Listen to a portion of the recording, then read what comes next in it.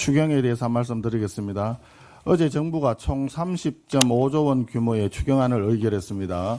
경기 진작과 사업, 자영업자, 취약계층 보호를 위한 추경의 필요성에 대해서는 일부 동의할 수 있습니다. 그러나 취임 2주 만에 뚝딱 만들어진 정부의 졸속 추경안은 민생경제 회복에 도움이 되지 않는 정치적 포퓰리즘 추경에 불과합니다. 특히 우려되는 대목은 전국민 소비 쿠폰 예산 13조 2천억과 지역사랑 상품권 예산 6천억입니다. 전체 추경의 절반에 달하는 예산이 포퓰리즘적 현금 살포에 투입되는 것입니다. 이번 추경안은 한마디로 사이비 호텔 경제학의 대국민 실험장으로 보고 있습니다. 우려되는 부분이 세 가지가 있습니다. 첫째, 막대한 예산 투입에 비해 경기 진작 효과가 미미하다는 것입니다. 이미 문재인 정부 시절 전국민 재난지원금의 소비 효과에 대한 KDI 등 연구기관의 연구 결과가 많이 나와 있습니다.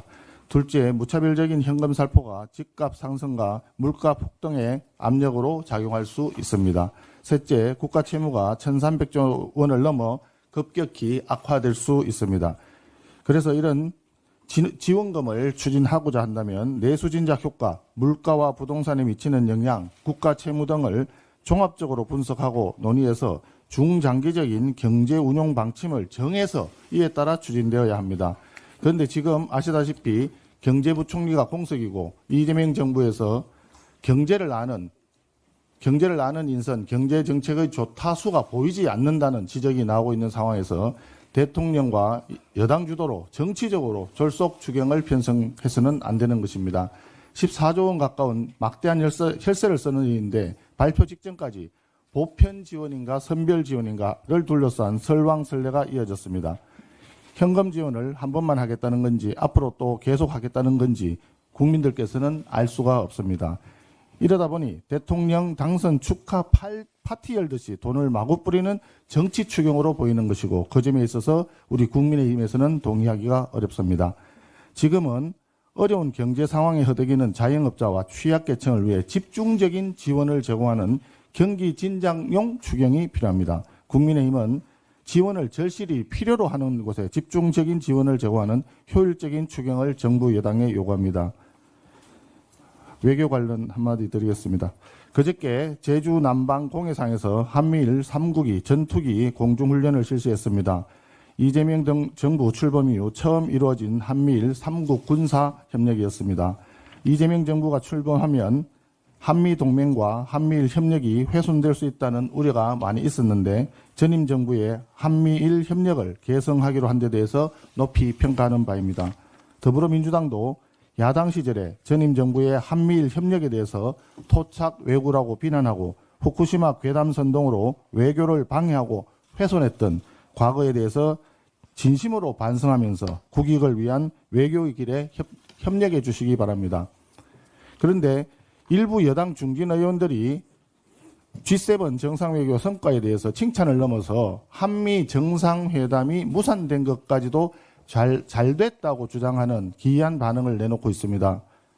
여당 의원들이 통상적인 대통령 칭찬을 넘어서 과도하게 아전 인수식 해석을 내게 되면 오히려 미국과 국제사회에 우리 정부의 본심에 대해서 의구심을 자아낼 수 있다는 것을 명심해야 합니다.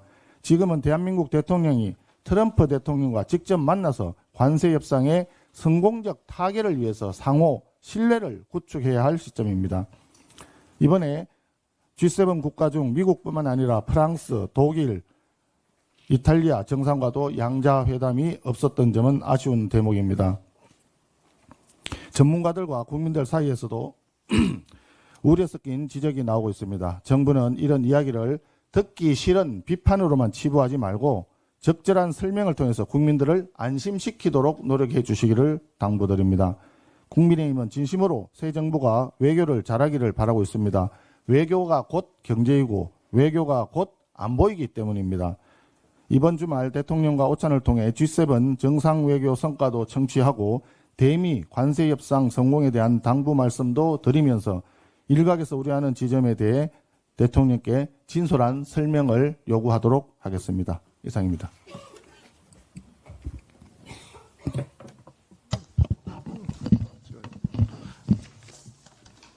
네, 반갑습니다. 이번에 새로 국민의힘 원내 운영수석 부대표로 임명된 유상범 의원입니다. 먼저 부족한 저에게 막중한 책무를 맡겨주신 데 감사드리며 또한 깊은 책임감을 느낍니다. 법치가 흔들리고 민생이 위태로운 지금 야당의 행정부 견제 역할은 그 어느 때보다 막중합니다. 특히 행정부와 입법부를 민주당이 장악하고 독주할 때 오직 야당만이 이를 견제하고 국민께 그 실상을 호소할 수 있습니다. 민주당은 22대 국회 시작 이후 국회의장에 이어 법제사법위원장, 운영위원장, 예산결산특별위원장까지 싹쓸이하고 있습니다. 입법, 예산, 국회 운영이라는 핵심 권한을 민주당이 독점해 국회를 사유화하고 입법 독재를 1년 동안 자행해 왔습니다. 이재명 대통령이 된 이후 현재와 같은 상임위 구성을 계속 유지한다는 것은 이재명 민주당의 독재 정치를 하겠다는 것과 다름없습니다.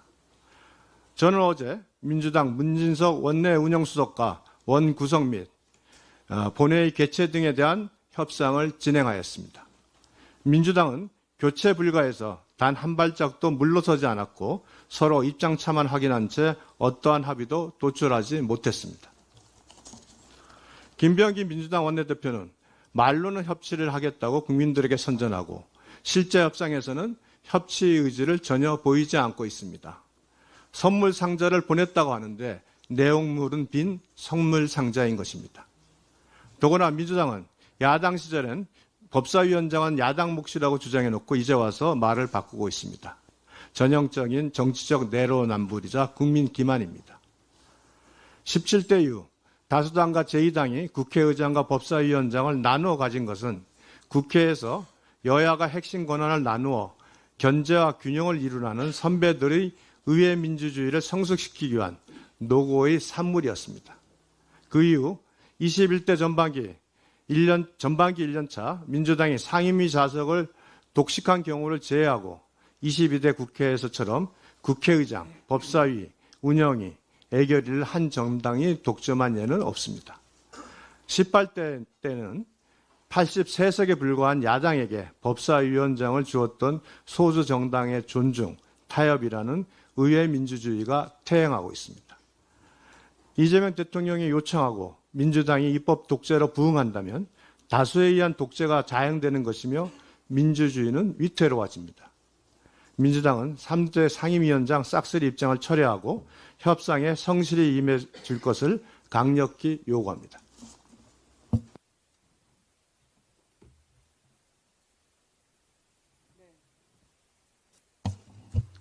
원내정책 수석 부대표에 내정된 김은혜 의원입니다. 열심히 하겠습니다. 정부 여당에 협조할 건 협조하고 비판할 건 확실하게 비판을 해 나가겠습니다. 30.5조 원 규모의 추경안, 이 국민의 민생을 살피는 취지에는 공감을 합니다. 현재 경기가 어려운 것도 맞습니다. 하지만 아무리 민생이 힘들어도 목마르다고 바닷물을 퍼줄 수는 없는 겁니다. 내 세금으로 내가 쿠폰을 받아 쓰고 우리 자녀들이 갚아야 합니다. 이 말로는 활력이 생긴다 하는, 그러나 결국 호텔이 망하는 호텔 경제학을 나라 곳간에 이용해서는 안 됩니다. 10%를 할인해주는 지역화폐와 같은 현금성 지원은 효용이 낮습니다. 실제로 지역화폐 발행 부대 비용만 해도 전체 발행액의 10%에 달해서 1조 원을 발행하면 1천억 원 가량이 소모가 됩니다. 여기에 현금깡 단속하고 추가 관리 비용까지 나라 돈으로 충당되고 있는 것이 현실입니다. 현금성 지원은 정부 투자에 비해서 재정 승수가 3분의 1 수준에 그칩니다. 그런데 이번 추경에서만 13조 2천억 원 규모의 현금성 지원이 포함되어 있습니다. 문제는 이 지원의 혜택이 취약계층에 충분히 돌아가지 않는다는 것입니다. 상위 소득층에까지 현금 지원이 확대되면서 정작 저소득층 그리고 차상위층 지원은 1조 5천억 원, 전체 11% 남짓에 그칩니다. 무늬만 선별적 복지이지 약자 역차별입니다. 또한 7년 이상 5천만 원 이하의 만성 채무자 빚 탕감은 이미 워크아웃 등 법적 구제 수단이 있습니다. 그럼에도 추가적인 일괄 탕감을 실시한다면 성실하게 빚을 갚아온 분들에게 상대적인 박탈감을 줄 수 있습니다.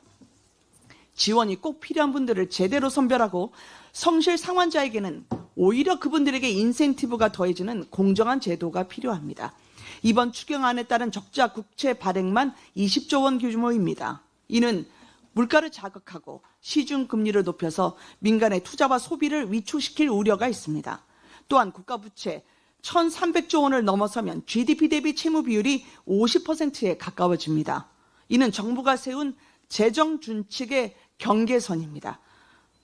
아울러 GDP 대비 국가 채무 비율 상승으로 국가 신용등급 하락까지 우려가 됩니다. 이 같은 비효율과 불공정의 대가를 우리 청년들이 지게 할 수는 없습니다. 아랫돌 빼서 윗돌 괴는 식의 무책임하고 위태로운 재정 그리고 추경 정책은 재검토돼야 합니다. 국민 삶을 나아지게 하는 경제정책이란 국민에게 돈을 뿌리는 것이 아니라 국민이 돈을 벌게 해줘야 됩니다. 이상입니다.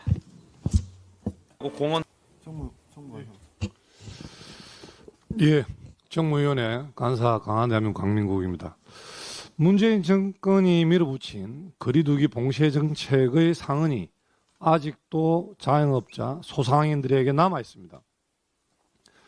자영업자, 소상공인 대상으로 하는 코로나 대출액은 50조 원을 넘어섰습니다. 우크라이나 전쟁 등 국내외 어려운 경제 상황으로 대출 상환이 어려워지자 그간 이자만 내는 식으로 세 차례 대출 만기를 연장했으며 가장 최근 2022년 10월 3년 연장했던 대출 만기 시한이 이제 돌아오고 있습니다. 코로나 피해로 인한 소상공인 부채의 적극적인 탕감을 공략한 이재명 정권은 임기가 시작되자마자 배드뱅크, 즉 부실 자산을 인수하여 정리하는 전문기관 설립을 추진하고 있습니다. 배드뱅크는 은행권이 보유한 코로나 피해 사용업자 대출을 인수한 뒤 처분하고 이에 대한 손실은 정부 재정으로 보전한다는 것입니다. 또한 이번 2차 추경 예산은 캔코, 즉 한국자산관리공사가 출자한 채무조정기구가 상환 능력을 상실한 소상공인 개인의 7년 이상 금융권 장기 연체 채무를 5천만 원 한도 내에 일괄 매입하여 소각하는 예산 4천억 원을 편성하였습니다. 총 채무 1억 원 이하, 중위소득 60% 이하 저소득 소상공인의 무담보 채무 원금을 90% 감면하여 나머지 최대 20년 분할 상환을 지원하는 캔코 출자 예산 7천억 원 또한 편성하였습니다. 문재인 정권이 코로나를 예방한다는 명목으로 무차별적으로 시행한 봉쇄의 상흔은 소상공인, 자영업자분들에게 아직도 남아있으며 이분들에 대한 구제는 반드시 필요하다고 생각합니다. 하지만 이재명 민주당 정권이 소상공인, 자영업자 코로나 채무의 무차별적 탕감 조정을 한다면 이는 지금까지 성실하게 채무를 변제한 자영업자에 대한 역차별이며 이는 내년 6월에 실시하는 지방선거의 매표 행위라고 할 수밖에 없습니다. 우리 정무위 소속 국민의힘 의원들은 2차 추경 예산 그리고 배드뱅크 등 이재명 정권이 추진하고 있는 코로나 채무 탕감 조정 정책에 대해 심도 있게 검토하고 문제점이 있으면 이에 대한 대안을 마련하도록 하겠습니다. 이상입니다. 예, 외통위 간사 김건희입니다. 내주 개최 예정인 나토 정상회의에 이재명 대통령의 참석 여부가 확정되지 않고 있습니다. 대통령이 나토 정상회의 참석 결정을 꾸물거릴 이유가 없습니다. 체코, 폴란드 등 동유럽 국가들이 나토 회원국입니다. 우리의 원전과 방산 수출 주요 대상국인 이들 나라 정상들과의 하루빨리 신뢰 구축을 형성하는 것은 우리에겐 기회입니다. 다자회의의 성격상 결정이 늦어지면 우리가 원하는 일정을 추진할 수 없게 될 가능성도 있습니다. G7에서 불발된 트럼프 대통령과의 정상회담 재추진 기회를 살리기 위해서라도 빠른 참석 결정이 중요합니다. 관세 협상의 핵심인 트럼프 대통령의 의중을 파악하기 위해서 다음 달 8일로 예정된 미국의 상호관세 유예 종료를 앞두고 돌파구를 마련해야 합니다. 여권 일각에서 관세 협상을 계속 미루면 된다는 인식을 보이고 있는데 감나무 아래 앉아만 있으면 감이 떨어진다는 생각과 똑같습니다.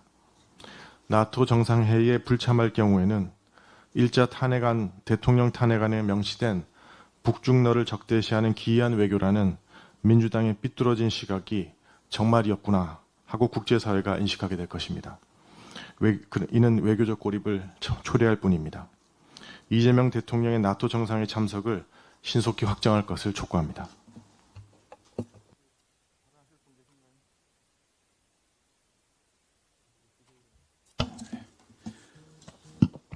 기재위 간사 박수영입니다. 이재명 정부가 어제 무려 30조 5천억 원의 2차 추경안을 의결해서 다음 주에 국회에 제출할 예정이라고 합니다. 불경기에 국가재정이 마중물 역할을 할 수는 있습니다. 하지만 이번 추경안은 마중물이 아니라 무용지물로 보입니다. 재정 승수라는 경제 용어가 있습니다. 나라 돈을 어디에 써야 가성비가 좋은지 수치로 나타내는 개념입니다.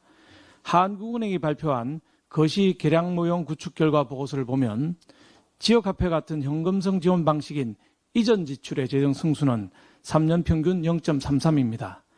반면 SOC건설 등 정부 투자는 0.86에 달합니다. 같은 1조 원을 써도 소비 쿠폰이나 지역화폐로 주면 GDP가 3,300억 원밖에 증가하지 않지만 철도 병목 현상을 해소하면 그보다 2.5배가량 더 많은 8,600억 원의 증가 효과가 발생한다는 것입니다. 특히 정부 투자의 재정 승수는 1차년도 0.64에서 3차년도 누적은 1.04로 높아집니다. 3년 만에 본전을 뽑고 남는다는 말입니다. 하지만 이전 지출은 3차년도가 돼도 누적 재정 승수가 0.44로 가성비가 정부 투자 대비 절반도 안 됩니다. 좌파들이 삽질이라고 폄훼한 SOC 투자가 지역화폐보다 훨씬 이롭다는 게 숫자로 증명되는 것입니다.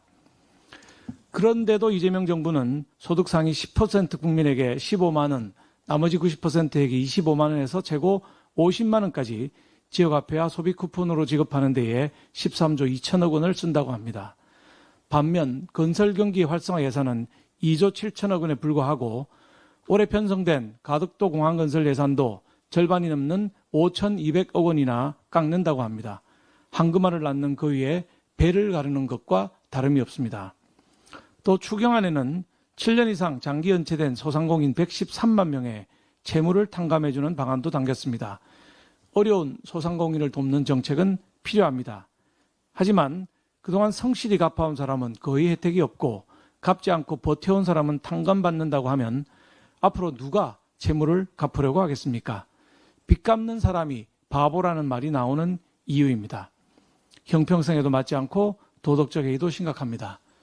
추경안이 통과되면 국가 채무가 GDP 대비 49%에 달하는 1,300조 6천억 원으로 늘어납니다. 10년 전보다 2배 넘게 늘어난 역대 최대치입니다. 추가 발행할 국채도 19조 8천억 원이나 됩니다. 국가 부채는 이재명 정부가 아니라 미래 세대가 갚아야 합니다. 자식 세대의 월급을 그분들의 동의도 없이 부모 세대가 강탈하는 것입니다. 그런데도 경기에 불도 안 붙을 무용지물 추경을 왜 해야 되는지 이재명 대통령은 국민들께 설명해 주시기 바랍니다.